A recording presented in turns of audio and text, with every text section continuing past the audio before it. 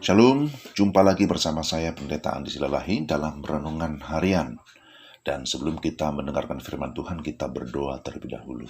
Tuhan, kami mau membaca dan merenungkan firman-Mu. Kami memohon supaya Allah Roh Kudus yang menerangi hati kami, sehingga kami dapat memahami firman-Mu dengan baik. Dalam nama Tuhan Yesus kami berdoa. Amin. Pembacaan firman Tuhan diambil dari Matius 28 ayat 20 bagian B.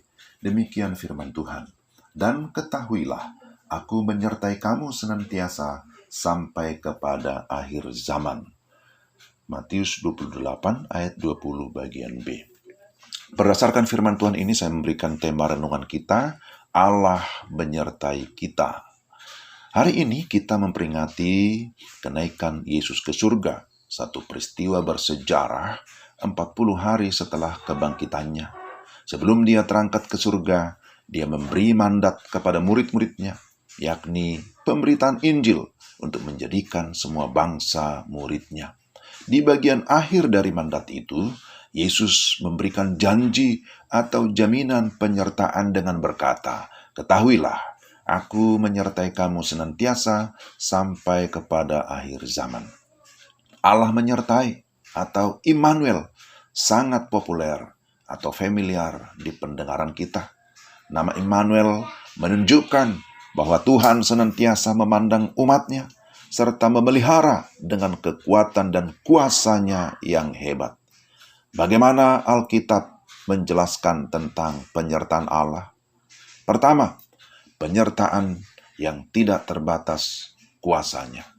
Sekali lagi, Matius 28 ayat 20 merupakan bagian dari amanat agung yang disampaikan oleh Yesus kepada murid-muridnya setelah kebangkitannya. Namun sebelum Yesus menegaskan tentang amanat agung, dia terlebih dahulu menyatakan, "Kepadaku telah diberikan segala kuasa di surga dan di bumi." Dia berkuasa atas segala sesuatu, menunjukkan bahwa dia adalah Tuhan. Dalam bahasa Yunani disebut Kurios, yaitu sang pemilik dan penguasa. Artinya bahwa tidak ada kuasa apapun yang dapat menandingi kemahakuasaannya. Dan dalam kaitan dengan manusia, dia berkuasa menyelamatkan orang-orang percaya, tetapi juga berkuasa menghakimi orang-orang berdosa. Kedua, penyertaan yang tidak terbatas jangkauannya. Immanuel berarti tidak terbatas jangkauannya. Ia menjangkau seluruh lapisan masyarakat, sebab dia mengasihi semua orang.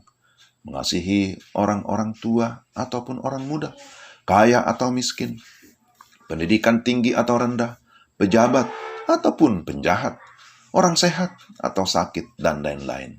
Dari segi wilayah juga demikian. Dia menjangkau baik kota maupun desa, jauh ataupun dekat, mulai dari Yerusalem dan Yudea dan Samaria dan sampai ke ujung bumi.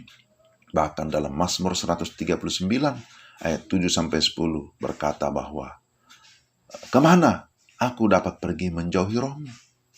Ke gunung, ke laut, ke pedalaman, ke langit?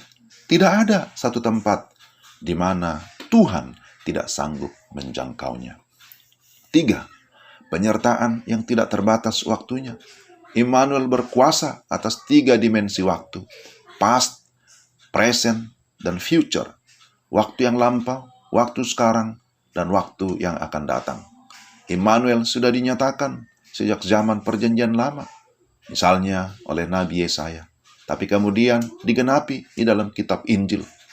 Tapi kemudian Yohanes menyebutkan bahwa dia adalah Alfa dan Omega, yang awal dan yang akhir. Wahyu 1 ayat 8. Itu berarti bahwa dia, Yesus, tidak dibatasi oleh waktu apapun.